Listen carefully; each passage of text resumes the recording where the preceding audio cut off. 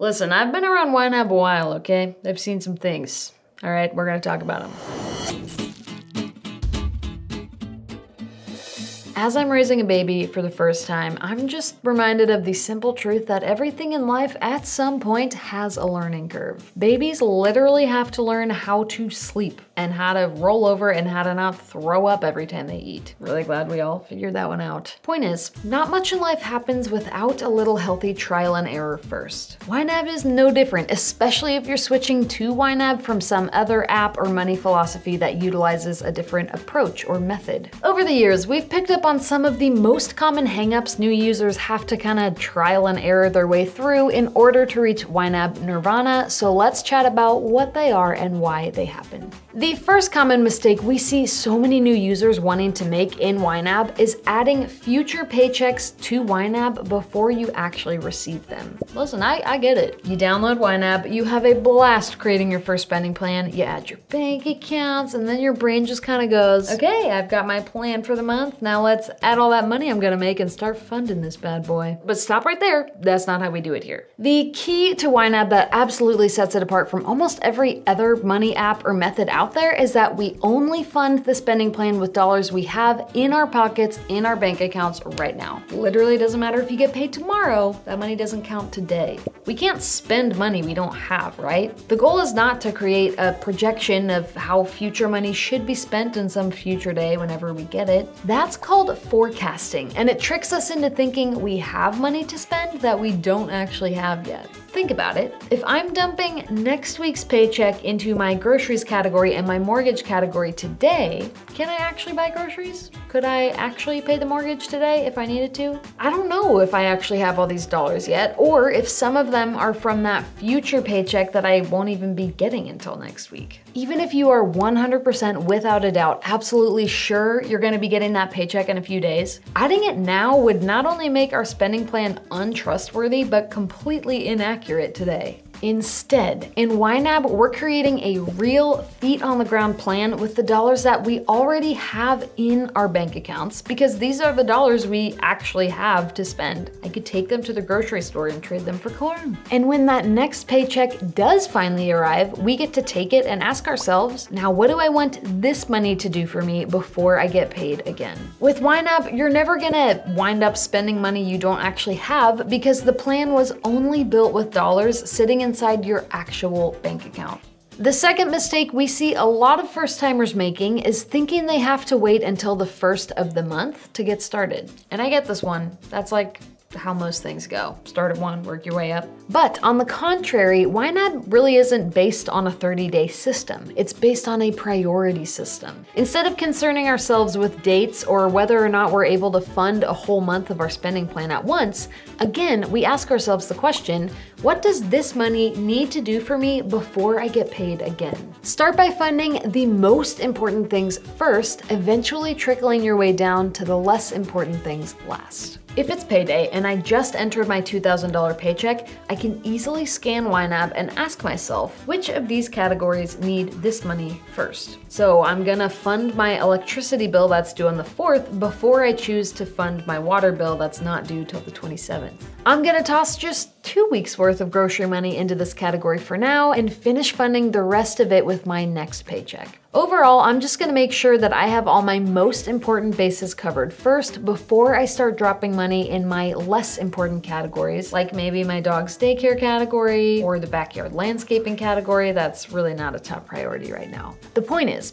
you can do this on the 1st and you can do this on the 12th. With a consistent paycheck you get every 2 weeks, or with those staggered, unpredictable commission-based checks that come literally whenever. It doesn't matter what day of the month it is or how often you're getting paid, what matters is the next most important thing, and that's always changing. A third mistake I see new and even a lot of old users making is not utilizing the credit card account type for credit cards. I've seen it plenty of times. Oh yeah, I just use a checking account type for my credit cards. Oh my word. It hurts me because the credit card system is so good and it makes using credit cards completely worry-free, debt-free, all the frees. When you set up a credit card account in YNAB, it automatically generates a credit card payment category at the top of your spending plan. This category is your glorious game changer and we Love her. Me too. Now, when you spend with a credit card, you're not actually spending money, right? Not yet, at least. The purchase is added to your credit card tab, if you will, and once a month you pay that tab off. The credit card account type in YNAB follows this same line of logic. The money isn't gone yet, we still have it, but we need it later to pay that bill. When you record a $100 grocery purchase to YNAB in your credit card account, YNAB removes $100 from your groceries category and moves it up to your credit card payment category, where it's gonna stay safe and untouched until it's time to pay your credit card bill. And this happens anytime you spend with your credit card. So your $30 haircut, your $100 dinner date, your $500 plane tickets,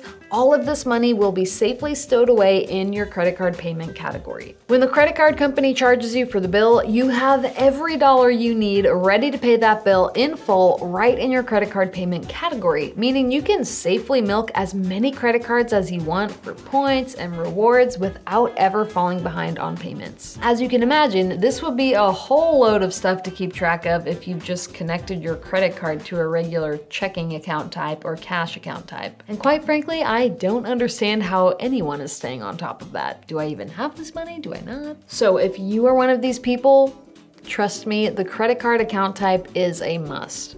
A fourth hangup we see a lot of new users making is not breaking out their savings dollars into specific categories or specific jobs. I get it. For pretty much all of time, there have been basically two accounts that everyone and their dog has at the bank, checking and savings. Then when we're building out our spending plan in YNAB, we give every dollar in our checking account a job, and then just lump all our savings dollars into one category, just savings. But the truth is, even these savings dollars have jobs, and they might have many jobs. Are some for a down payment on a new home? Are some for a new car? Some might just be for an emergency fund or income loss or a college fund for your children who haven't even been born yet. And that's great. So let's actually break them out into these categories in our spending plan too.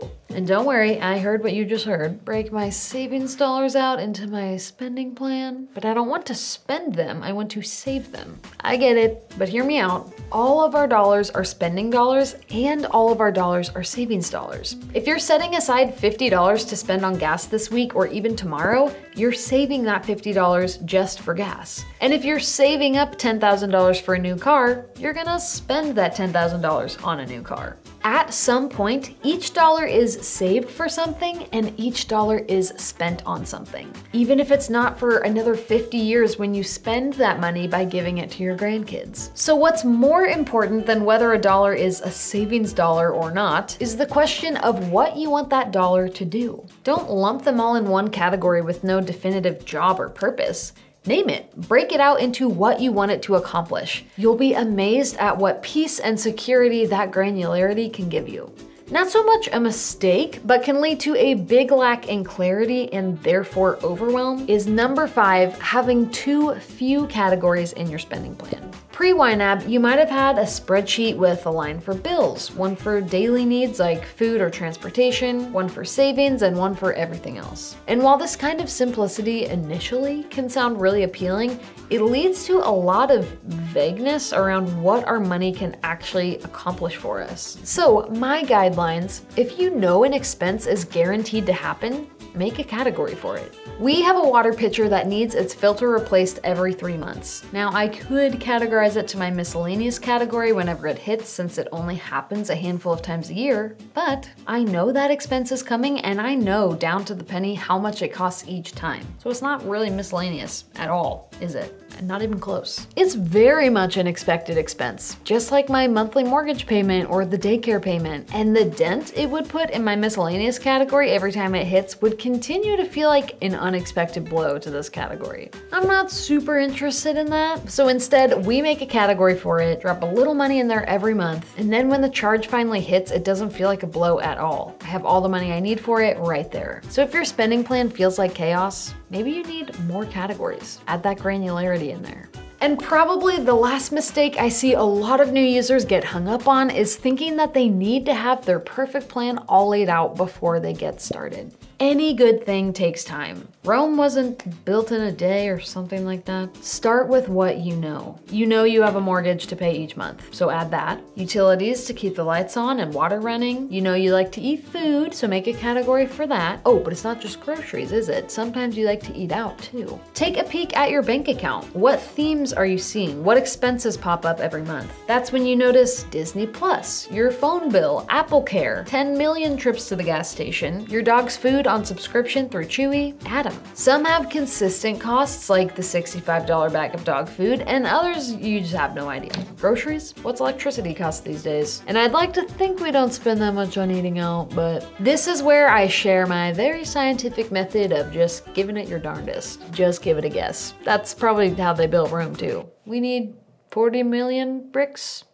41 million maybe? So you guess you probably spend $200 every other week on groceries. You set a target for $400, but after 2 months of trying it this way, you very blatantly realize you actually spend $200 on groceries every week. So bump that target up to $800, just takes time. The plan will reveal itself over time as you learn what's important to you and how much it takes to make that happen. Over our years of YNAB, my husband and I have added an espresso beans category since we buy them every other week, a hospitality category so we're not using up our grocery money when we need to take a veggie tray we're not even gonna eat to an event, a category for each gift-giving holiday we like to celebrate instead of putting so much strain on our general gifts category. In the same way that we've added plenty of categories over the years, we've also had some categories that are long gone. Some got doubled while some got cut in half. Some categories turned into 4 categories and some 4 categories got turned into 1. The spending plan evolves